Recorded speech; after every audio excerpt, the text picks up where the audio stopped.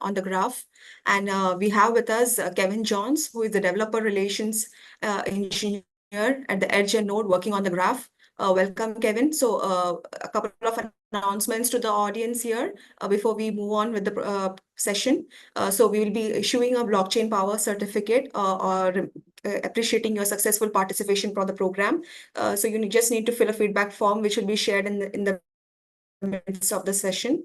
Waiting for your active participation, and welcome again, Kevin.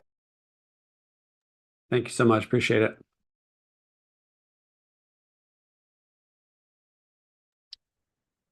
Should I start sharing my screen? Or are we good to go? Or did you need more time to see if more people join? Yeah, good to go.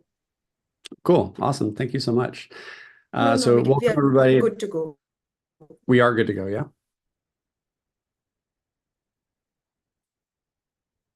Sorry, I didn't catch that. We're good? We can go?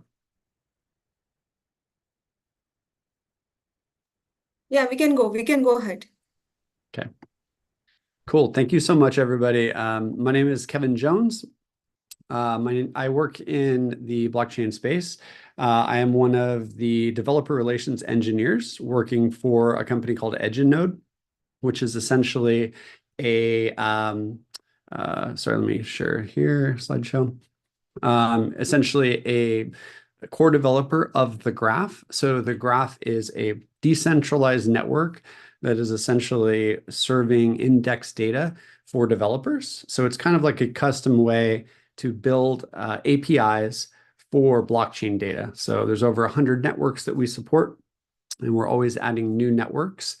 So today I want to give you guys like a full overview of kind of why the graph exists. I'm happy to answer any questions you guys have. And then if we have time, we'll also do like a small demo so you guys can actually see it in action and see how it is useful. So again, my name is Kevin. I work in DevRel, and then I also work with the Ethereum Foundation, with the BuidlGuidl, which is a group of developers that support Ethereum. But I work on all blockchains, and today we're going to be talking about the graph specifically, which can be used on a lot of different blockchains. Ethereum is probably the more popular one for using the graph, but we also support Solana. We support layer 2s, lots of different layer 2s. As well as Bitcoin as well. So you can get started. So we're going to talk about what the graph is, why you need it, especially if you're a developer getting started in the space. And then we're going to talk about the configuration and architecture and how it looks. And then really like try to show it off as well. Okay. And feel free to drop questions in the chat, and I'll try to keep an eye on them. If I don't see them for some reason, I'll just wait till we get to the demo and maybe stop and answer questions. So first of all, like, why do we need data indexing? And really the quick answer is that all of the data that you need is on the blockchain, but there's a lot of reasons why the existing methods to get it out of the blockchain are not ideal. First of all, data on a smart contract is actually pretty simple. Usually, like if you look at a smart contract, it's just a list of variables and the value of that variable and how they change over time. A lot of those variables hardly ever change. But in the case of like an NFT contract, you have an example like this, which is CryptoPunks, which we're going to be kind of focused on a lot. It's a popular NFT contract that keeps track of all of the CryptoPunks. So there's over, I think there's 10,000 of them, and their ID. So that's the number of the CryptoPunk, who owns it at that current time, and then when that changes over time, right? It's transferred or sold to another user. And then the metadata URI, which is like all the off-chain data. So really not much changes. The owner changes, but the metadata stays the same. The ID stays the same. But you probably want to keep track of like what happens to a particular NFT in some other way than having to query the blockchain.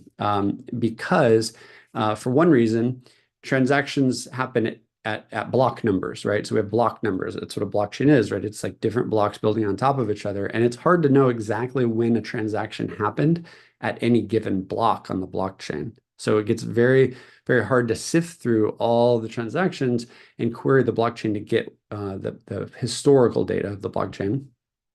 It also is hard to get all of the event data. So there's lots of events, like on a smart contract, they're constantly emitting anytime anyone's interacting with it, it's emitting an event.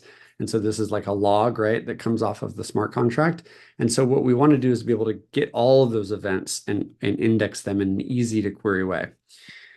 So some of the problems we see are, one, there's just a lot going on in any given block on a blockchain, right? There's tons of protocols, there's tons of wallets. It's hard to identify what smart contracts belong to what protocols and vice versa, and what wallets belong to what users. And so there's just a lot of transactions. It's kind of a mess. Also, the initial architecture for querying data from the blockchain is using what's called RPC, right? The remote procedure calls API. Well, that API is not really designed for getting data. It's designed for managing your node. Actually, it's designed to like be a tool for if you're running an actual node on the blockchain, of how you can like work with that node. But for getting and reading the data, the RPC is not ideal because it doesn't have any complex ways to interact with that data. So we also have this problem that's very slow, right? So the data is coming off of the blockchain. It can be kind of slow to get and difficult to read from. The blockchains are actually incentivized for writes, right? You pay some gas when you make a change to the blockchain or to the smart contract into the state.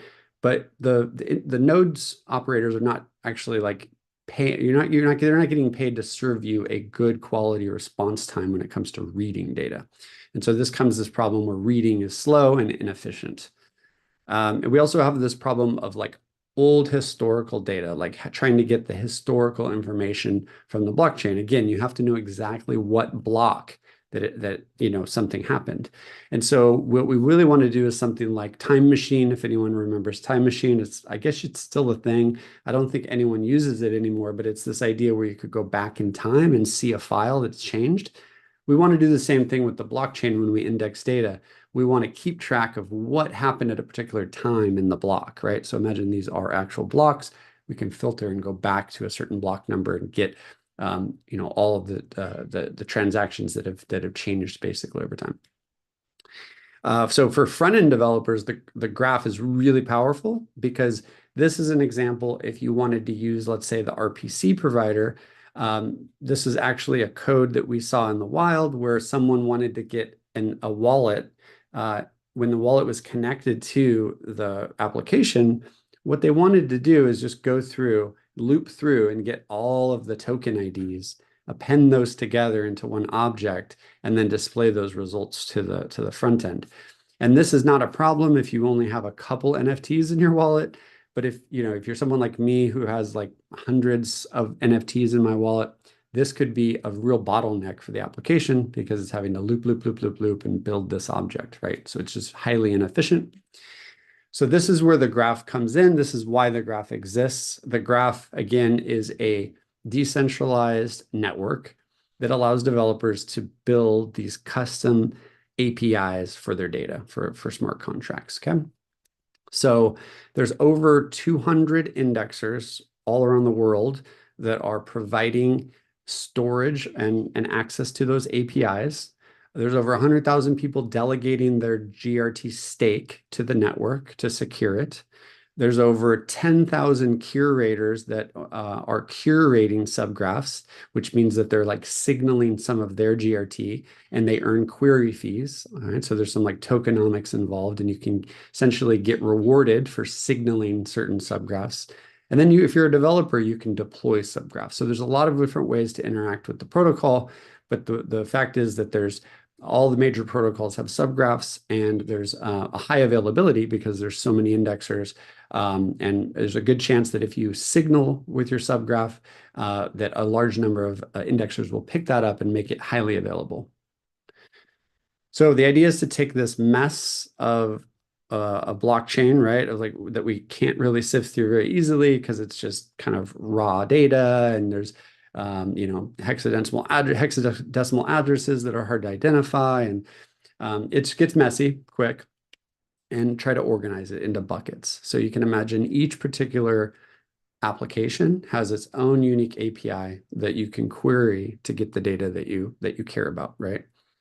So what we're left with is a new way to query the data. So we don't need to use the RPC anymore because subgraphs are all built on GraphQL. Okay, so one of the most, I guess, powerful things about subgraphs is that they expose all of the data in a GraphQL query language, basically, that is really easy to get. So that same example where we had the JavaScript that we were looping through and building all that stuff, we can just do one simple HTTP query like this and get all the data we need. Okay, so you make that query.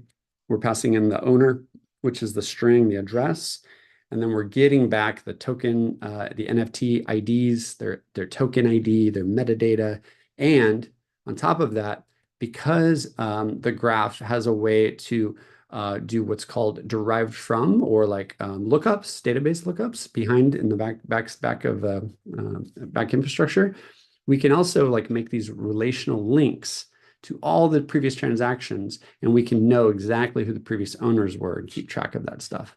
And this is not made in an array, but it's actually made with database relations, or I should say relational database queries in the background. The data that's sitting in the background, we'll talk about it, but it's Postgres, so it's SQL. But the developer does not need to know SQL because that is all abstracted away.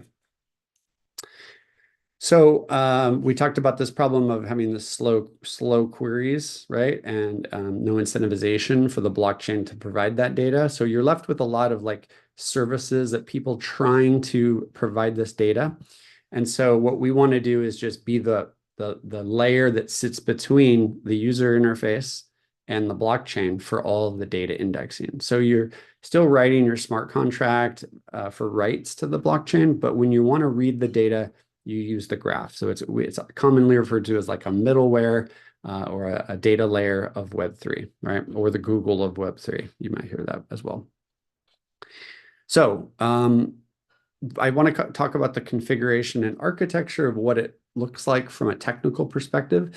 I'm not sure what the acumen of everyone here is, but hopefully I can do a good job of at least making you understand like what it looks like on the inside, because that can always be a little complicated. And how it's configured. So we'll start with how it's configured.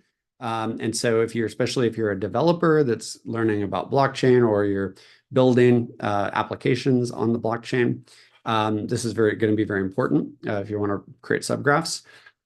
There's 3 files for any particular subgraph that basically keep track of everything that the subgraph needs to do. So the high level config file is we call it the manifest, or the YAML file. It's just like a config file on any software. It keeps track of like all of the high level information, like what network that the subgraph needs to be querying. So is it Ethereum mainnet, or is it a test net, or is it Base, or whatever network, or Bitcoin, whatever, or Solana, whatever. And on top of that, that also keeps track of all of the data sources, like where's the data coming from. So most of what the graph does is queries event data, right? We talked about events, unless you're on like some other blockchains, there's different ways. But for Ethereum, we'll talk about Ethereum because that's the easiest one to understand. All those events are triggered, and so that's the data source. It's the event data, and it's the data types, which are like the unsigned integer, strings, all the different data types that come off of those events. So that's where all that lives. It also makes relationships to where that data needs to be stored. So we call these entities. So you can think of it like a database has tables. Entities it's a schema or a GraphQL file. It's a schema that keeps track of how the data needs to be stored, or where, like in what format, what the names are, any kind of relational stuff. You want to like look things up and like make references to each other. Stuff like that is all done in these entities. So it's basically GraphQL. If you're familiar with GraphQL, it's exactly that. It's just a schema file. And then the last part is the WASM. Okay, so the WASM is where all of the data processing takes place. So that is an actual assembly script code that is compiled down into a WASM module. So it's a high level it's WASM, which is, I'm sorry, it's assembly script, which is a subset of TypeScript. So anyone that knows TypeScript, you would probably be able to look at assembly script and know exactly how it works because it's very similar. It's got types. It just does not have the ability to do like certain imports. There's only a certain tool chain you can use with it. They have to be like custom tool chains. And you are limited a little bit on what you can do, but from a high level, it looks a lot like TypeScript and behaves a lot like TypeScript. But again, it is a subset. So it's got some less functionality. And that is what does all the processing. So it's kind of like the logic of like how that data should be stored and processed as it comes off of the events. So hopefully that was a good explanation. I'm pausing right now just to look at the chat. I don't see any messages, but feel free to pop a message in if you have a question. Oh, I have a hand, so this is a perfect time. Go ahead and see Ranganda, you had a Yeah, question? Ranganath. Yeah, thanks, All right. Kevin, for a wonderful presentation. So I have a few questions. Just this is for my understanding. So when you mentioned that RPC is not designed for the querying purpose, actually there are some attempts, like for example, there is a Reth node for Ethereum, so where they expose the direct database of the node, so we can bypass the RPC and then directly go and query the database which is present in the node. So that can actually, some people are developing explorers using that technique, which can be very efficient. So that is one question, one point, and the other one is I'm trying to understand where the graph fits well. There are a lot of things, like some people are taking the data and then putting into a format where Parquet format or another formats where people Mhm. can we can do analytics and all those things, but there is some latency there. And also there are some services like Dune Analytics, which are doing analytics on the data. So like there are so many things, right? So where the graph fits well, and what is the targeted use cases for the graph? And is there any latency? Let's say I'm developing an application which is depending on the data which is presented by the indexes, like graph. Gotcha. How what would be the latency of let's say some NFT transfer happens? After how much time the data will be available? Gotcha. And also like cross chain, like for example, maybe I'm just thinking about it, like there could be an application dapps which are existing on multiple chains, Hmm. and is there any like unified or cross chain indexing that can, so Yeah. these are So some of my questions.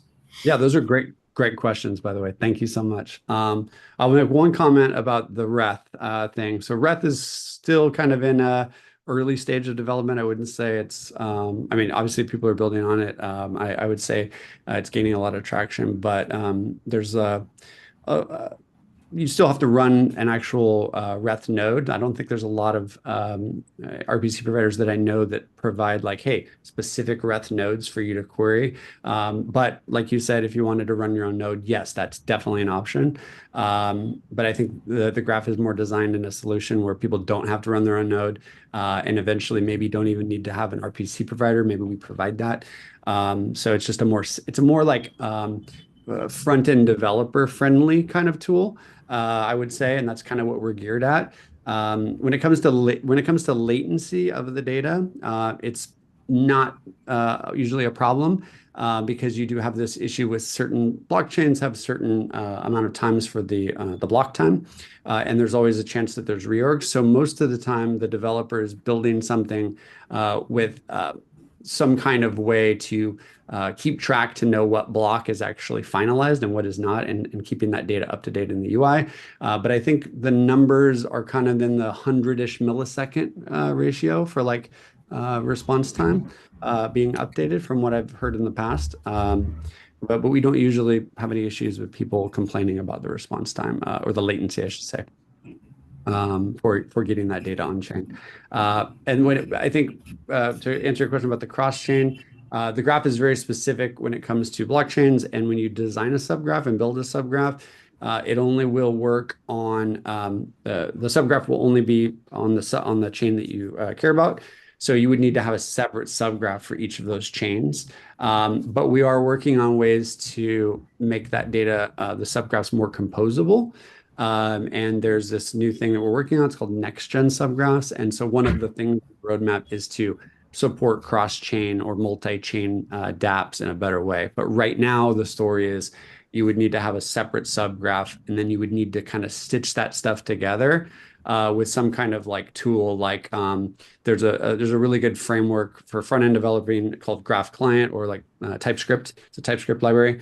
And so that's a good way because you can like stitch the stuff with Graph Client, and or like come up with some other way that you do it yourself, but it would just need to be separate GraphQL queries and then bringing that data together. Does that answer your question? Yes, yes. So one last point is one last question is Mhm. how do we trust the data that is coming from the graph, and also like how the dApp communicates with the graph? Is it like some APIs available, or some nodes will be available, or how it is going to be? Yeah, great question. So as far as trust goes, like the way the network is set up is that any indexer needs to provide um, a stake of GRT. So I think the current implementation is like 100,000 GRT needs to be staked. If the indexer operates in any way that is malicious or lying about data, you can essentially challenge that data. So it has happened before. And then that indexer is going to be slashed essentially. We are working on a new thing that will provide verifiable indexing.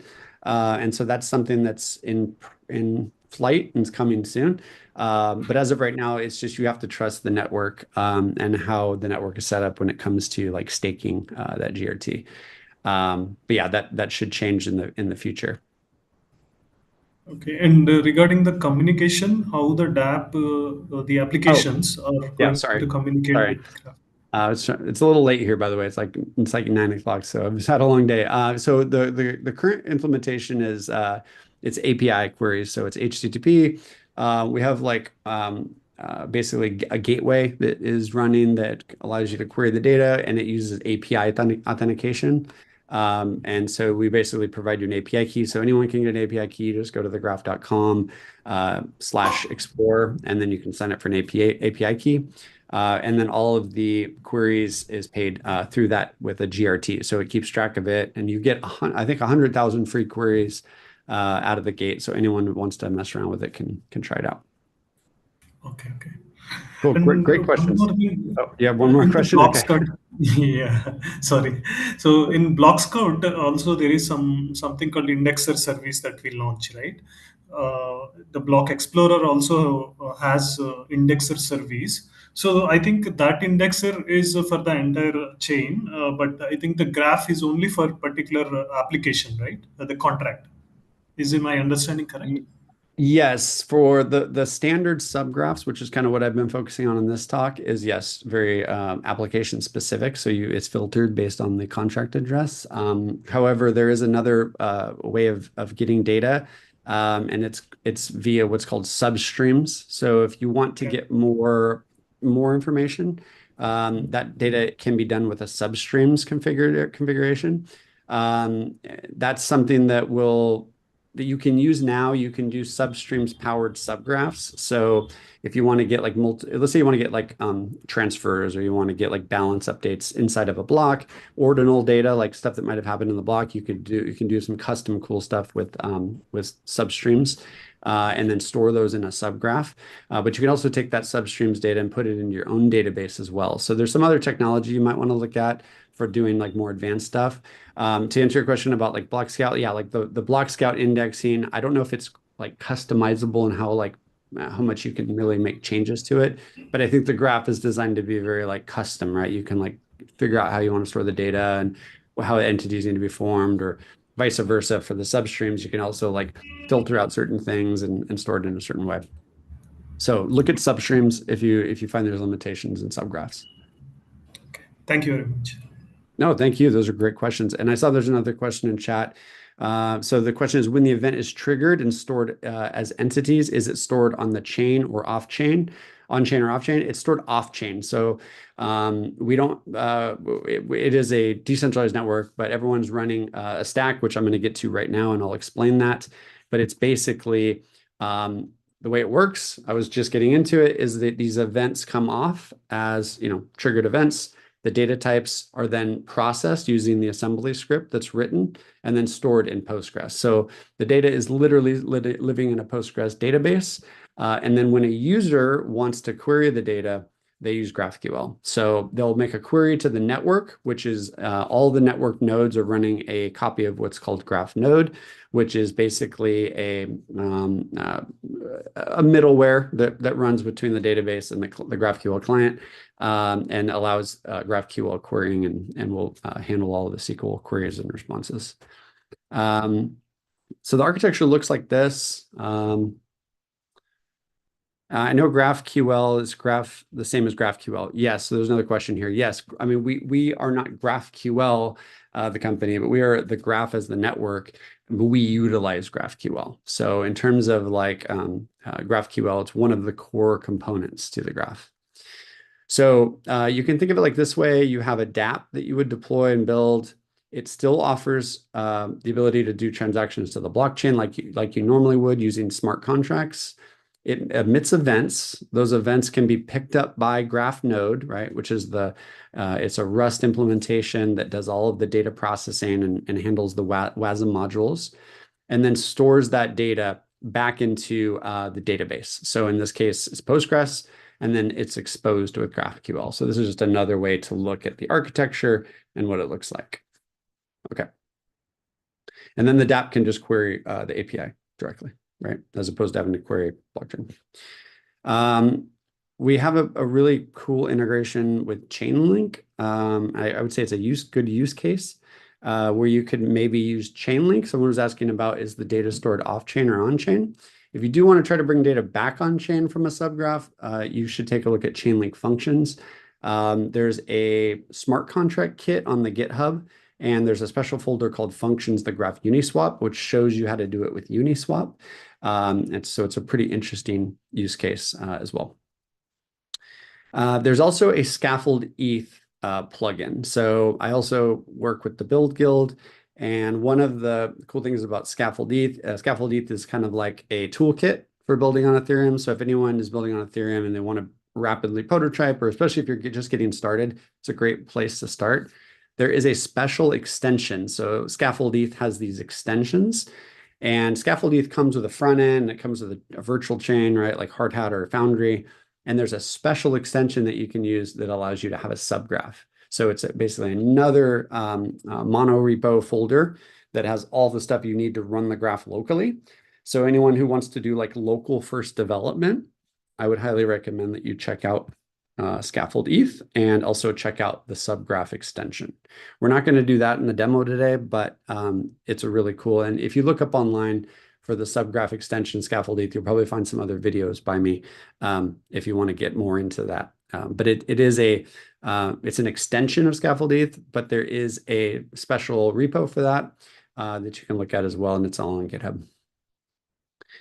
We also have a Graph Builders Telegram. So anyone that wants to get support on the graph, or you just want to hang out with other builders.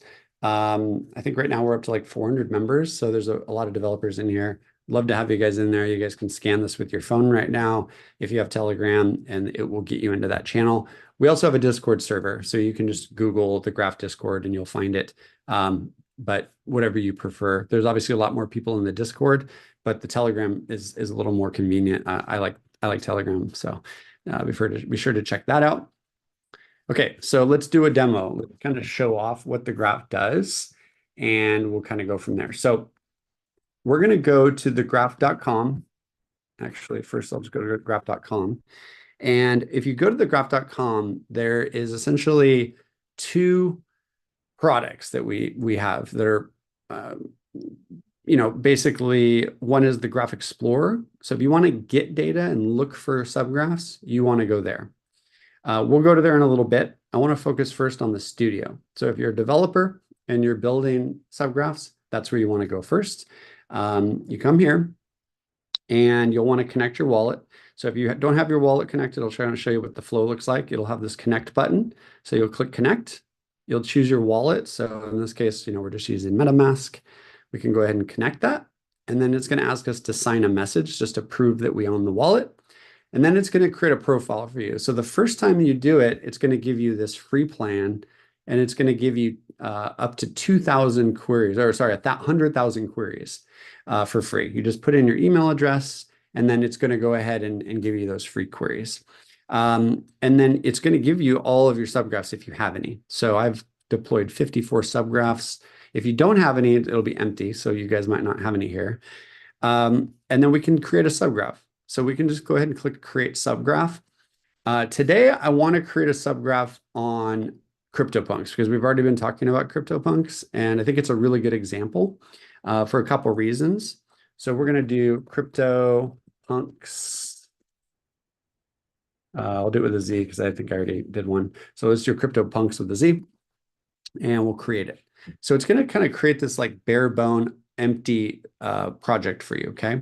So why do I want to do CryptoPunks? Well, first thing I want to show you, if we go to the CryptoPunks website like this, and we take a look at CryptoPunks, and we go here, we can learn all about CryptoPunks. So these like little like overpriced JPEGs that are kind of silly, but they're kind of cool. I don't have one, but I wish I did because they're really expensive. But let's take a look at the punk sales. So let's see, where is it? Here we go, punk sales. Let's look at all the punk sales. How do we look at the top punk sales? Let me here. Let's see, top CryptoPunk sales. Let's see if I can find that because I know there's a special. Here we go, top sales. Oh, here we go. Top sales by Ether value. So this is some data that's coming back from this app, and it says that the number one punk that's ever been sold was sold for $23 million, which blows my mind. 8,000 ETH at the time. And it's number 5822. So let's index the data for CryptoPunks. So let's get the CryptoPunks address. It's right here. And let's copy that to our clipboard. So we know it's that one because I think it's this one right here. We can look it up on Etherscan. It's on mainnet, and this should be it. Yeah, this is it, CryptoPunks. So we have the address here. So that's the one we're gonna index. So let's go back to our subgraph. So when we create the subgraph, it's going to, like I said, create this empty project for us. All the instructions, you can fill in the stuff like the description, the source code, the website, some tags and all that stuff and save that. But really right here is where we're actually going to be able to spin up a subgraph, and it gives you all the steps that you need to do. So if you don't have to know too much about how to build a subgraph. First thing it's going to tell you is it wants you to install the CLI. Okay, so you can do that with NPM or you can do that with Yarn. I'm going to use Yarn. Actually, I already did it, but if we were to click this right here and copy it, we could come over here to our terminal, okay, paste that in, and it's going to go out, fetch the package, and install it for us, okay? So I went ahead and already did that, so we don't need to do that. And then we can initiate the folder. So I'm here in my root directory right here, and I'm going to go ahead and create using what's called graph init. And I'm going to put CryptoPunks, so it's going to put it in that folder. So it's going to ask you what network you're on. So you can just type whatever you want. So if I was on Base, I could type Base, but I'm on Ethereum mainnet, so I'm on this very top one. So it's got this really cool search functionality. And then it wants to know whether it's a smart contract or whether we want to do substreams. So remember I talked about substreams for like a brief minute. Substreams are like a different way to get more detailed information, and it's a little faster. It's parallelizable. I'm not going to get too much into it. But for some people, they might want to do substreams, but this is a smart contract, so we're going to do a subgraph, okay? What is the slug? So that's like the name. So we're going to call it CryptoPunks. And what directory do we want to create it in? CryptoPunks. What's the contract address? Okay, so let's go grab that contract address, and let's grab it. It's right here. Let's go back and paste that in. So what it's going to do is going to go out and get the ABI for the actual smart contract if it's been verified on Etherscan. So if you're doing your own smart contract, make sure you verify the contract. If you didn't verify your contract, you can also just provide the ABI yourself as a file, as a JSON file, and it will let you do that. And it will also go out and find out when that contract was deployed. And the reason that's important is because we don't want to go all the way back to the Genesis block. We only want to index up to a certain block, because otherwise it's going to take forever. So in this case, this one was deployed 391 or 3,914,495 block. So we know exactly because it grabbed it from the API. If it didn't get that for you automatically, you can always find that here under the transaction that it was created. And you can see it's right here. So it's 3914495, 3914495. So it's right. Then it wants to know the contract name. So it automatically will find out what the contract name is. So if we click contract here, we know it's called CryptoPunks Market. So in this case, it's called CryptoPunks Market. And then this is the most important part. It's going to ask whether you want to index all of the events as unique entities. So this is like kind of the magic of the graph init command, because it will build out the scaffold out your subgraph for you automatically. So you want to say true, unless you want to write it by hand, which is fine if you're like a hardcore programmer. I highly recommend you take that as an attempt, but true is just going to do it for you, and it's going to give you a very good starting point. So it's going to do that. It's going to spin everything up for you. It's going to install all of the packages it needs. So it is a yarn package. So it's going to initiate that. It's going to generate special types that you can interact with assembly script, which is super awesome as well. And then it's going to ask you if you want to add another contract, which we don't, right? We're just going to say false. Now we're good to go. So let's go back to our Explorer. Let's see what else it wants us to do. So next it wants us to authenticate right here against the CLI. So let's do that. And then let's paste that in here. Okay, so it's going to authenticate. And then the very last thing is we need to like build and deploy. So we need to go into the CryptoPunks folder, and we need to do a graph code gen and a graph build. Now what this does is it basically generates all of the code for the types, and it basically takes the schema and it stitches that stuff together so that the WASM is also ready to go, and it's checks everything to make sure there's no errors, like it's got some linting, right? So if there's an error in your config or something, or an error in the assembly script, it's going to validate that for you. And then we're going to build the actual, here we built the WASM object as well. So the actual WebAssembly file, right? So compile it down. The very last command is to deploy. So you can see it just gives you everything to do. And now we'll deploy it, okay? So then it's going to ask you what version. So just like you make changes to your smart contract, you probably will make changes to the version of your subgraph as you go. If you add a new event, it's probably a new version of the subgraph, right? So let's do version 1, hit enter. Now it's going to deploy it. Now you'll notice it deployed some stuff to IPFS. The stack for the graph is graph node, which is the Rust implementation, IPFS for all of the manifest data, and that's all this stuff here. And then the last thing is Postgres, which is the database. So it's going to put some stuff into IPFS, and it's going to create the WASM module, deploy that, all that good stuff. And then it's going to give you a query URL as well, like an API endpoint. But we can also just come back here to our studio, and we can see that it's been deployed successfully here. It's Ethereum, and it's got the deploy key. It's working. And we can see there's some entities already. So it's actually gone through and indexed. And that's because someone else has deployed this in the past. So if we hadn't deployed this, in, like someone has basically done exactly what I just did. And so it found out there was a duplicate and it just reused that data. But if you didn't, it might have to go through and get that event data. But you can instantly start playing around with that data here in the playground. So what do we want to do? Well, I want to fact check this. I want to make sure this is right, okay? So how am I going to do that? Well, if we look here in the playground, it gives us like a starting GraphQL query that we can do. And it gives us some data. It's like the punk index, the block number that it was created and stuff like that. And there's some transfers. But I want to just build my own. So if you click right here, there's this GraphIQL Explorer. I can click that, and it will give me some ways to explore the data because there's a schema. We can query how we want to. So I'm going to get rid of the stuff it was trying to give me, and I'm going to look at some other entities. And the one I want to bring up is punk Transfers, punk bots. Yeah, punk bots. So let's look at punk bots. Let's look at the first 10. No, let's look at the first 3. And we're going to look at order by the value in the transaction. So I want to know how much value was sent when that punk was bought, right? Because that's what we're looking at. We're looking at the value. And I want to know the block number. And I want to know who it was from, what the ID, the punk ID and index is, and I want to look at who's to and the value. Okay, and hit play. Now, it's giving me the ones that have 0 value. So I actually want to do order direction descending because I want to get the highest value, right? And here we go.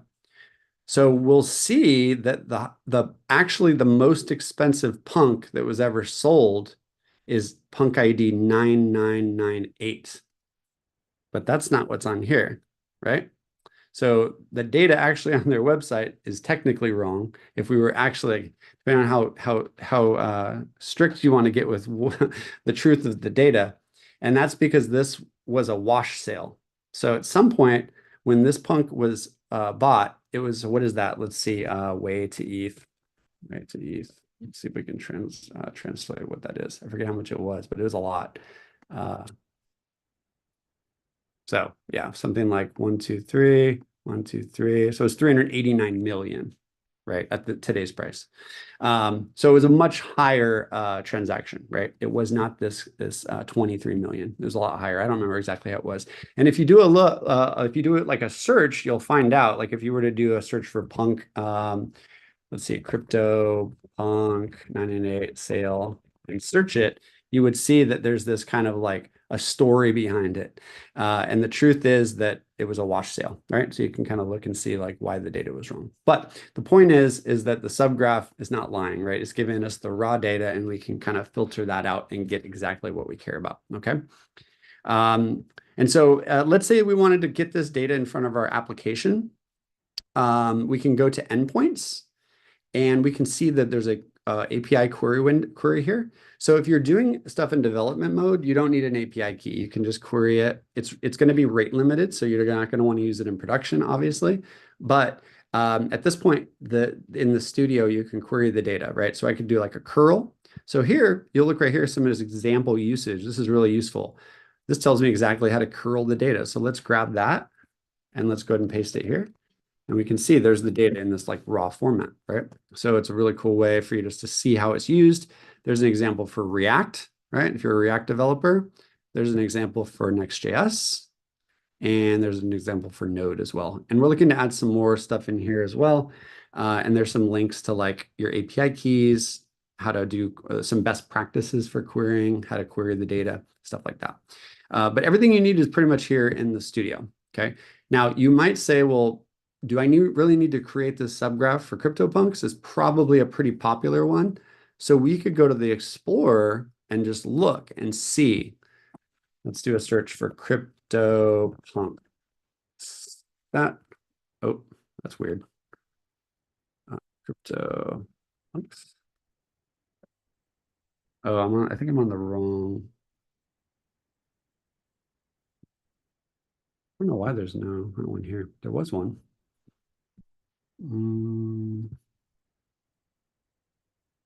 That's weird.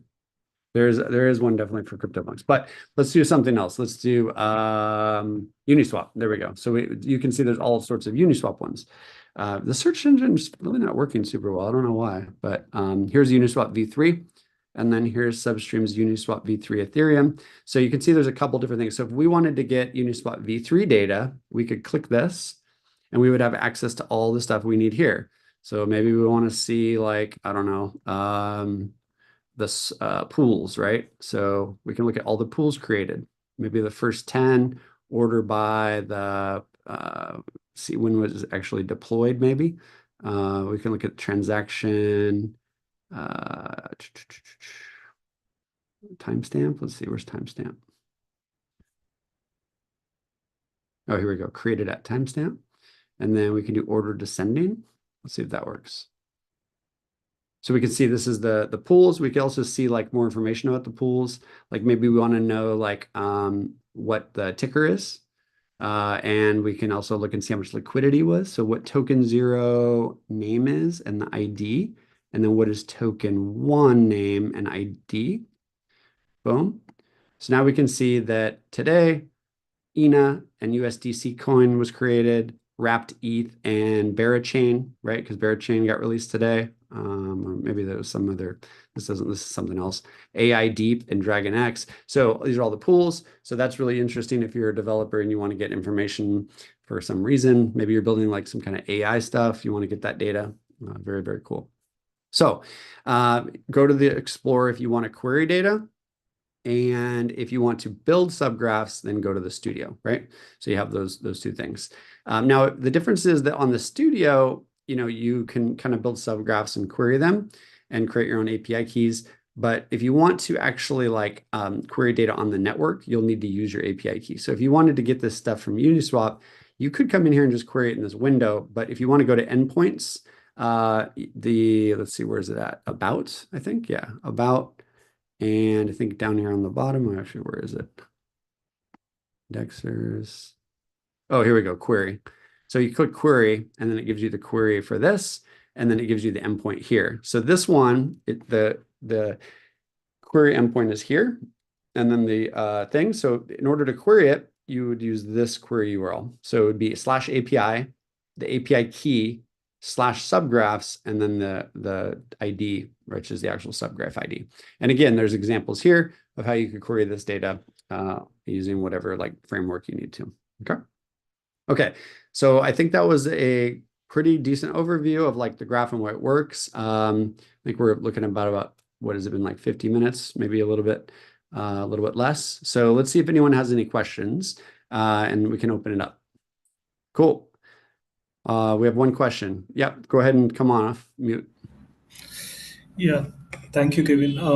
Having just to understand all the things how it is working. So basically, when we use that the SDK, and then we are mentioning this is the contract and all those things. So when we are building that, so it is building the WASM blob, which is going to query that contract, and then whatever data is there, and then it will put it in the Postgres. Is my understanding correct?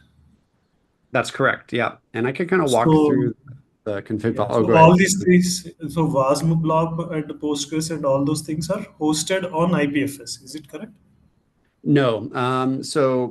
The indexers, there's 200 of them. They're all running three things, essentially, the most important things.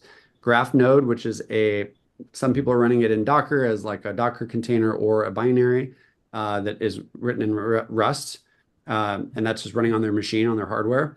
IPFS, they're also running IPFS cluster on like a local cluster. And then they're running the database, the Postgres database. So they need those three things running. The only thing that is in IPFS is the manifest data. So it's like the config files, essentially. That's it. So the references to like the entities, the schema, the high-level config files, pretty much anything configuration related. Okay, but when we deployed here, we haven't hosted any of the Docker or anything, right? So how it is happening here? Yeah, so here when I ran these commands here, and I actually like sorry, let me look at my history here real quick. So what we did is we started out, right? We installed the CLI, right? We initiated this project here. We Correct. authenticated to the studio. So we basically, when we authenticated, we hooked up to what's called the upgrade, well, the studio, which is the actual studio that we have that you see here, right?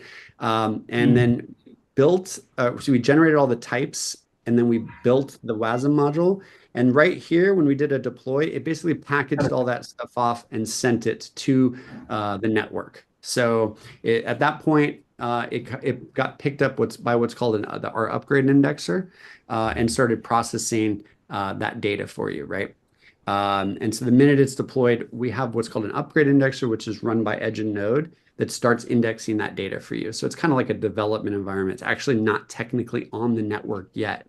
It's just in this kind of like testing environment for you. Okay, test environment. But in a real deployment, basically we need to set up our own hardware and we need to set up those things. Yeah? No, And no, then you don't. staking also. No, you don't. So let's go back to the CryptoPunks example here. So let's say I have this CryptoPunks. It's living on a server that is on the upgrade indexer. It's managed by Edge and Node. It's not on the network yet. It's on a development environment. But if I want to put it to the network, all I need to do is Mm, come here, publish. So I click publish, and I can basically choose where I want to publish it to. So I can put it on Sepolia. Let's do that. I'll publish it to Sepolia, and I need to switch to Sepolia. Let me do that real quick. Is it base Arbitrum Sepolia? I don't know if I have that one configured on here. Let's see. Arbitrum. Oh, here we go. Yeah, Arbitrum Sepolia. So if we were doing it on mainnet, we would choose that, but this is just for test and showing you. So we can say correct. be the first to signal. I don't actually have any GRT in this wallet, so I won't do that. But this is where you are trying to incentivize the network to pick it up so that you don't need to run the hardware, right? So you would say like, okay, I'm going to put in 1,000 GRT and signal on this subgraph. The minute that has some value, all of the indexers are going to see it and they're going to say, okay, I'll index that data for them and make it available. And then they'll earn some query fees off of the data they're serving. So it's kind of like the higher the signal, the more likely it's going to be picked up by some indexer on the network. But we won't do that just for the test purposes. And then we will say, So please. this is same as staking, right? This is same as staking or staking is different? It's staking is different. Yeah, you can stake your GRT on the network and earn a yield or whatever, but this is kind of like we call it curation. So it's how you kind of tell the network like that a subgraph is valuable or that you want someone to pick it up. It's kind of like a signal. That's why they call it signaling. You can also just come into the Discord server and say, hey, like I deployed this. I also signaled it. Can someone else help me signal it? They'll put some signal to it, and then the indexers. There's a special Telegram or sorry, a special Discord server where you can ask them, and sometimes people will pick it up for you. So it's very much a community market type thing, right? So we just hit publish, and let's do it real quick. Sign the transaction, and so now it's on the network. Um, Mm. it got picked up by what's called our upgrade indexer. This is a test net, but it is working. And so now if we go back, we'll see that at least it should. Let's see. It might take a sec because it has to like switch it over. There it is, published. And so now you have a different query endpoint, right? So sorry, that's not the right thing. So now you would need to use an API key for this, right? Because it's technically on the server. So here in the endpoint, and then it's going to tell you, and then you can see I already have an API key, which is right here. And I can get that entire query right here. So now you don't need to run anything. It's all on the network. Right? That's the beauty of the graph. It's just you're basically using the GRT to incentivize other people to store your data. Okay, okay. So basically, there are some graph node operators who will be picking up our request when it is published and signaled, and then they will. So our WASM is going to run on their hardware, and then the database and all those things are hosted by them. Like Mm-hmm. in some. So is Yep. my understanding correct? Yep, that's correct. And then somebody see a value in this subgraph and then they start using it, so I will be get paid for some, and the node operators also probably will get paid for some, right? Yeah, Share. yeah. There's query fees and then there's indexing rewards. So indexers get paid to index the data.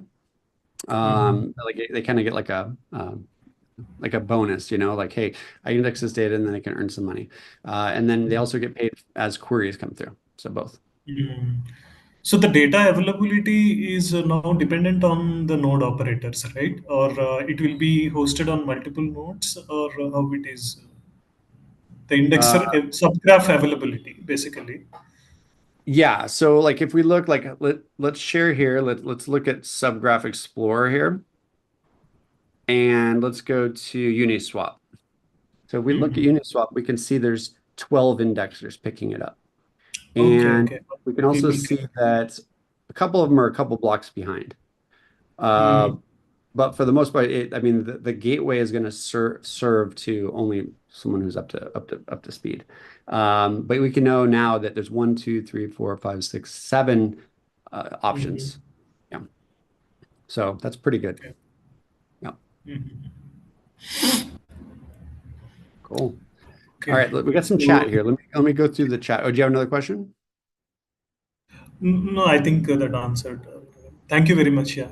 Yeah, no problem. They're One great time. questions. Great engagement. Appreciate it. Is the graph having any specific feature that helps private information retrievable? Though Ethereum deals with public data, there is also a concern regarding the privacy of user query or data consumers. So right now, most of everything in the graph does is public data, right? Indexing blockchain data, not really a lot of private data. I will say that there is plans to there's if you want to look into this, it's the GRC20 spec, which is the knowledge graph, which is a project that's coming out of the Geogenesis team, which is Yaniv Tal, who is the co-founder of the graph, spun off and created a new thing called Geo. And one of those initiatives is for the graph to have a new way of basically opening up more high amounts of information, right? More like relational databases and organizing data in this more knowledge graph way. And so one of those things is being able to write private data. And so with Geo, we're coming up with ways that you would be able to write to the graph. And so that's something that will be coming soon. Okay, great. Any other questions at all? Anyone else want to raise their hand or come off mute? Hi, Kevin. Yep. Yeah, I have a doubt that how is the graph used in NFT marketplaces that will improve the data accessibility? Yeah, absolutely. Well, I mean, so there are a lot of so if you go to the Explorer, there is a NFT marketplace, particularly I know OpenSea does a lot of their own indexing. I'm trying to remember, was it Zora, I believe? No, I'm trying to remember. There's a couple ones on here that do NFT related stuff. One of the cool things I'll tell you that is very interesting for NFTs might not particularly relate necessarily to the NFT marketplaces, but with subgraphs, you can also query IPFS as a data source, as a file data source. So what that gives you the power to do is if you have a particular NFT contract, you can go and look up the metadata in IPFS and also index that in the graph. So it's kind of a nice security layer where you don't have to worry about maybe that IPFS data being unpinned and then lost in the future. It will essentially allow you to index that data. That's one interesting use case just with NFTs, not necessarily marketplaces. But I mean, you can think of any information that you would normally be able to get from an NFT, like transfers, like whatever spec, especially if it's like just using like ERC 721 or ESC 1155, you can index all that data. I would say you would need a custom, probably subgraph for each contract, so it can get a little bit difficult. But I would say there might not be a particular, I'm just trying to think of one off the top of my head that is using it, but you could technically build some stuff for an NFT marketplace as well. I was trying to see if there's one on here. There's a lot of DeFi related stuff. It's probably a little bit more stronger in the DeFi space than NFTs. So sorry, that's not the best answer, but hopefully that answers your question. Yeah, thank you. Yeah, thank you. Great. Any other questions?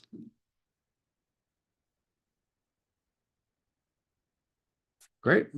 Well, I really appreciate you guys. Oh, we have one more. Yep. Anamika. Oh, hi. So Hello. I just want to ask that can subgraphs be updated dynamically as smart contracts evolve, or do they require a full redeployment? Oh, for redeployment? You mean like upgrades? Is that what you mean? Yes, sir. So you can, with the graph, you can keep track of like proxy contracts and when a new contract is created. So if you're like doing like a factory type thing, you can do some level of like indexing there. And then I think like with the upgrade, if you like upgrade, I think if you're talking about like upgrading an existing contract with like an upgrade pattern, I think the contract address would change. So you probably would need to update the subgraph and then redeploy it for it to work properly. It's a good question. I would need to probably test that, but that's my theory is I think you would have to like redeploy it. But for factories, there's a way to like programmatically get the factory, I believe, and track those changes. Does that answer your question?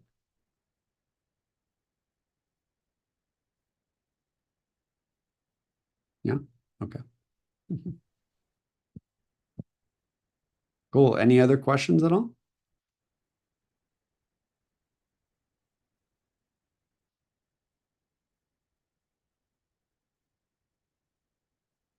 Cool. Well, thank you so much, guys, for having me. So if anyone wants to get a hold of me, you can find me on Twitter. You go to Twitter, go to x.com. Crypto Mastery is my name. So let me give you my Twitter so you guys have it. More than welcome to answer any questions. You can follow me there. You can also follow me on Telegram. My Telegram is just Kevin Jones Creates. So feel free to reach out to me or just DM me on Twitter. If you guys have any problems with the graph or just questions, yeah, I'm here to help. So thank you so much for having me again. And I hope you guys learned something. I hope it was useful. And oh, someone has a question. Can we combine two graphs? So I'll answer that real quick. You can't combine two graphs. You can create two different subgraphs with the same format, and then you can like stitch those together with like what's called the graph client.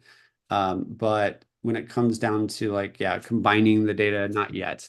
We're trying to do more stuff with composability in the future, but right now, no. Yeah, okay. Kevin, thank you so much for joining us. And we are really appreciating your participation for this. And thank you so much for the amazing presentation as well. It was quite engaging, and there were lots of questions among the audience also. Quite a rare moment that we see that a lot of questions being raised from this audience as well. And we seek your expertise for the future collaborations and similar events to come with the Canada Blockchain Academy. And thank you so much, and wishing you all the best for all your ventures ahead.